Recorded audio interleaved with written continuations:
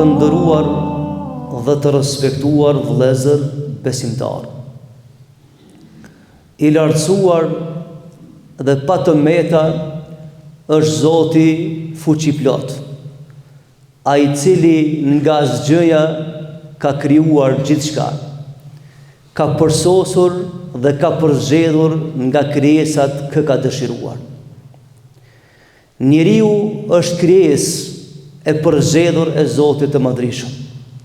Dhe ky njeri duhet ta çmon, ta përzgjedh dhe ta vlerëson atë që e ka përzgjedhur dhe ka vlerësuar Allahu xhelle wala.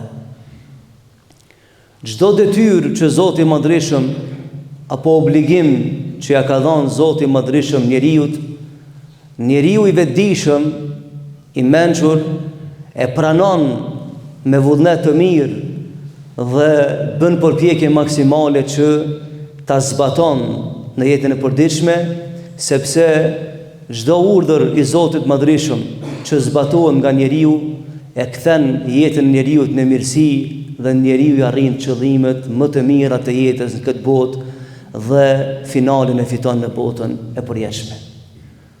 Të ndershëm vëllezër besimtar, duke pas parasysh faktin se tashmë jemi në prag të muajit të bekuar Ramazan, dhe duke pas parasysh faktin se njerëzit për shkak të mosdijes apo neglizhencës nuk i shfrytëzojnë sa duhet mirësitë e Zotit të Madhreshëm, shanset që Zoti ja jep, me lejen e Zotit të Madhreshëm sot dëshiroj me hap një temë dhe me bisedu në lidhje me atë se si ta presim muajin e bekuar Ramazan. Të ndershëm vëllezër, nuk ka dyshim se jeta në përgjithësi është dhuratë e Zotit të Madhreshëm. Dhe jeta është projekt i Zotit të Madhreshëm dhe në kuadër të këtij projekti të madh njeriu ka një rol të rëndësishëm dhe fisnik në jetën e kësaj bote. Të ndershëm vëllezër, ndryshimi i natës dhe i ditëve, lëvizja e javës, e muajve dhe viteve nuk është gjë e rastishme, por thjesht është në funksion të një urtësie që Zoti i Madhreshëm e ka vënë në binar. Për shembull, nëse referohemi Kuranit famëlart, Zoti i Madhreshëm thotë: "Te Zoti i Madhreshëm gjithmonë kanë qenë 12 muaj, prej ditës kur është krijuar toka dhe qejtë, dhe prej momentit kur është kriju hana dhe dielli, muajt te Zoti i Madhreshëm janë 12. Historia e njerëzimit nuk ka njoftë që dikush ka mujt me shtu një muaj mi ba 13 ose me i ba 11. Pra kjo është fakt se dikush tjetër e ka kurdis jetën në këtë mënyrë. E ka krijuar në këtë mënyrë deri sa të jep urdhë të ndryshon gjithçka në sipërfaqe të tokës dhe në kosmos. E këto muaj të dashur vëllezër që lëvizin, Zoti i Madhreshëm e ka përzgjedhur një muaj që quhet muaji Ramazan. Sepse siç e dini të dashur vëllezër, ai që ka krijuesi vetëm absolut është Zoti i Madhreshëm. Ai që ka kriju, ati ka taku me zgjedh që ka dashur.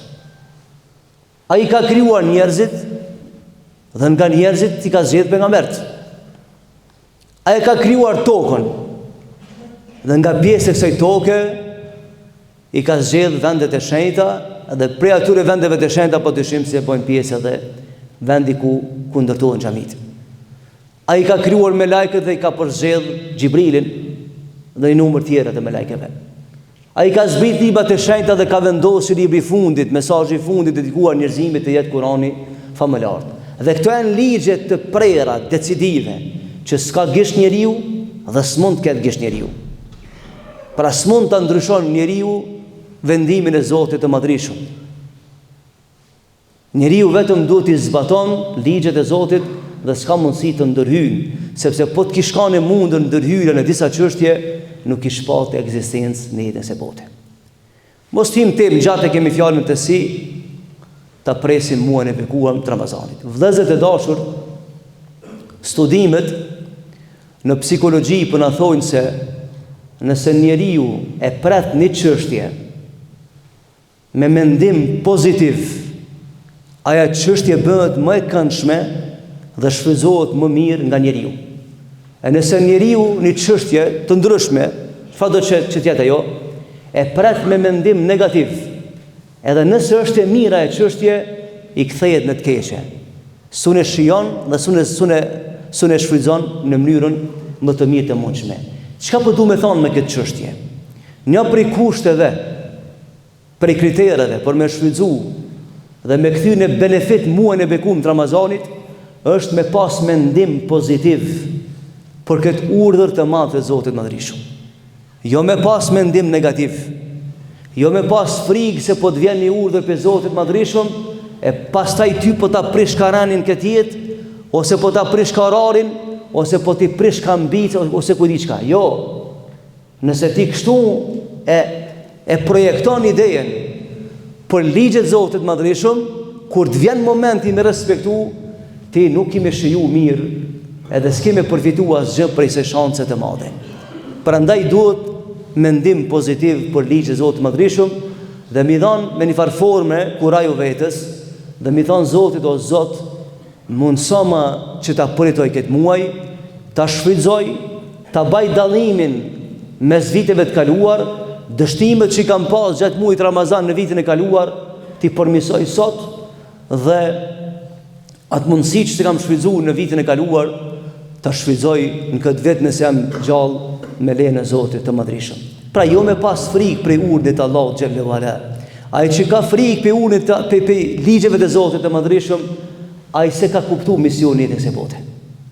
Ai nuk e din ku ne shërben në këtë dunja, edhe ai s'ka mundësi kur me arrit objektivat e qarta të jetës, sepse ik për atij që sikët dhe dezerton për asaj që nuk dezertohet.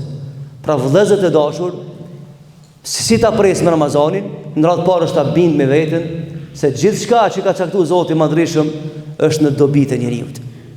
Çdo urdhër, nëse lexojmë Kur'anin me vëmendje dhe i gjejmë obligimet që Allah ja ka caktuar njeriut, të gjitha vëllezër, sepse tema është e gjatë, do të flasim gjatë këtë çështje, të gjitha ligjet në Islam e kanë në fokus njeriu, që njeriu me bazë të dinjitetshëm, të moralshëm, inkurajues, të fuqishëm, vendimmarrës dhe me mbrojtje për devijimeve të jetës. Gjitha ligjet e Islamit kanë këtë qëllim, në fokus njeriu, se njeriu është krijesë me vlerë. E pastaj njeriu ka në fokus, e ka Zotin e Madhërisht. Pra ti formohesh për të shfrytzuar njerëz e bote dhe për të nënshtruar atij i cili ka formuar Allahu xhallahu ala. Pra mendimi i mirë për Zotin e Madhërisht dhe mendimi i mirë për ligjet e Zotit të Madhërisht, thjesht ta mundson me kuptu jetën me një dimension tjetër të jetës, në kuptimin moral të mundshëm të jetës. A ka bazë kjo çështje që apo flas vëllezër? Transmetojnë shokët e Rasulullahit se pejgamberi sallallahu alaihi wasallam në kohë të gjatë para se me Ramazani, ai e përmendte Ramazanin shpesh. Me një farforme i përgëzonte sahabët dhe u thoshte se nëse keni hymër me përjetu, po na vjen muaji i ndryshimit, po na vjen muaji i bekuar Ramazan.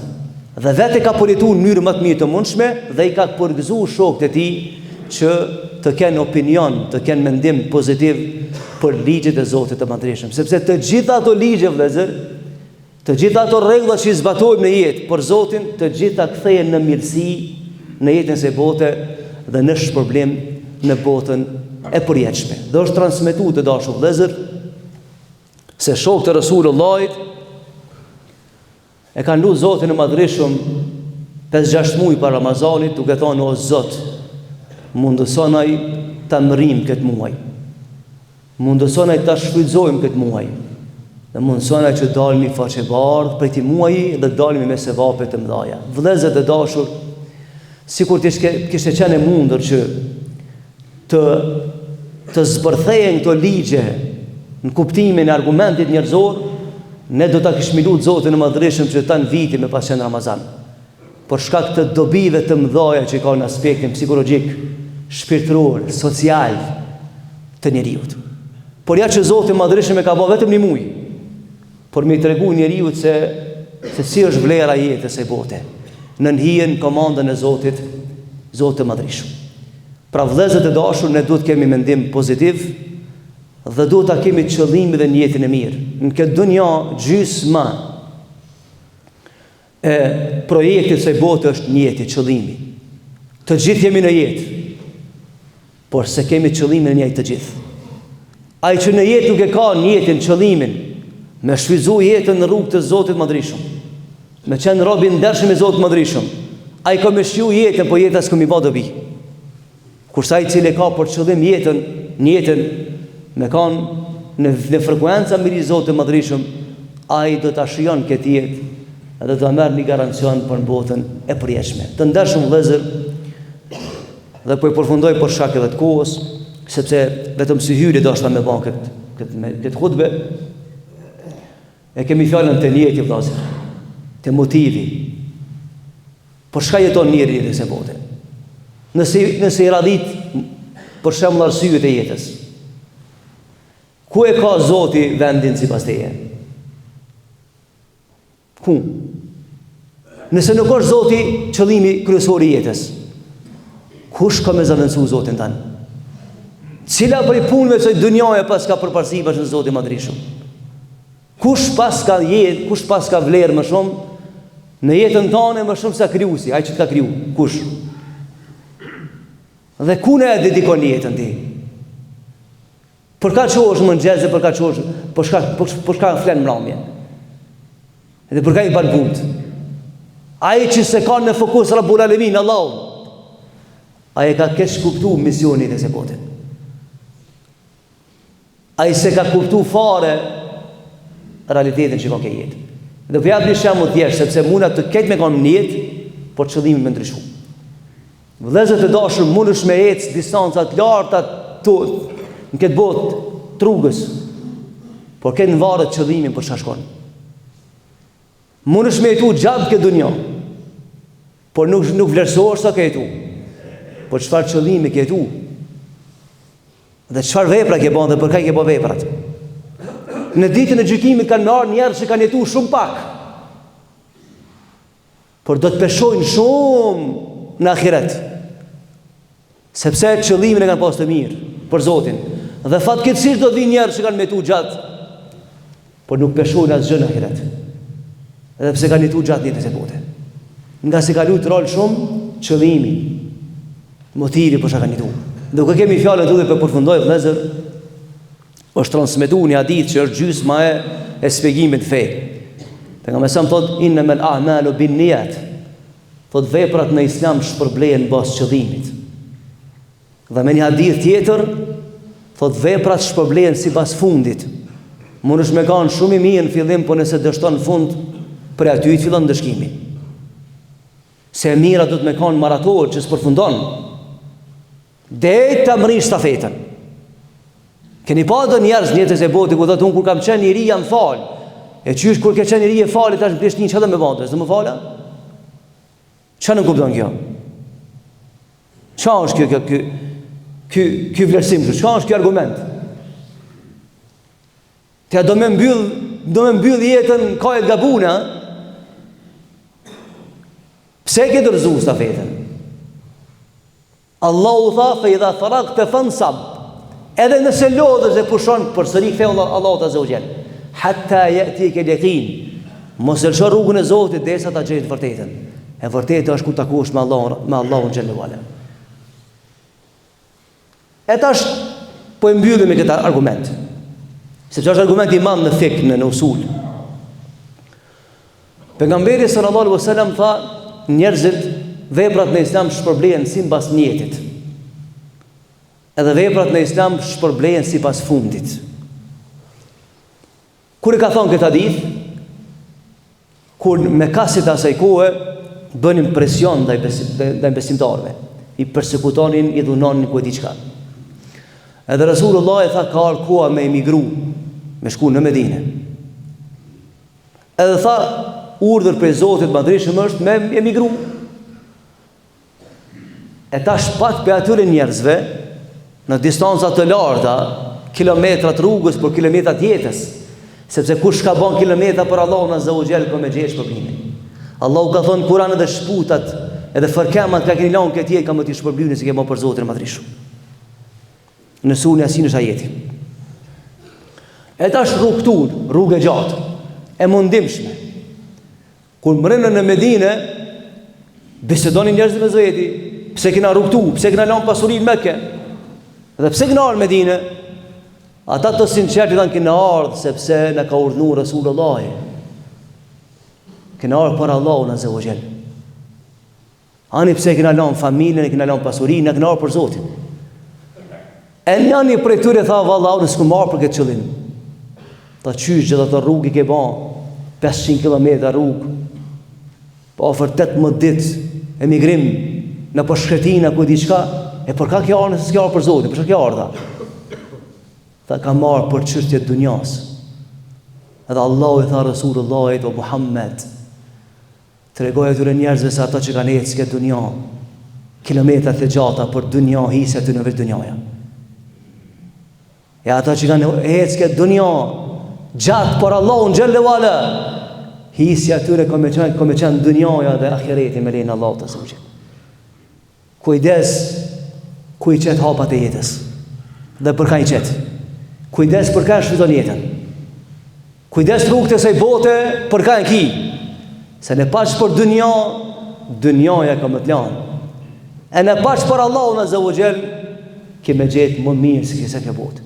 Pra vëllezër dhe ashtu tu për përvërdoj për shakos, ta presmi këtë muaj me opinion, me mendim pozitiv për Zotin e madhreshëm dhe me shpresë më të madhe sepse është muaj ndryshimi dhe është në dobi tonë në këtë botë, në botën tjetër. Walhamdulillahi rabbil alamin. Al-Fatiha.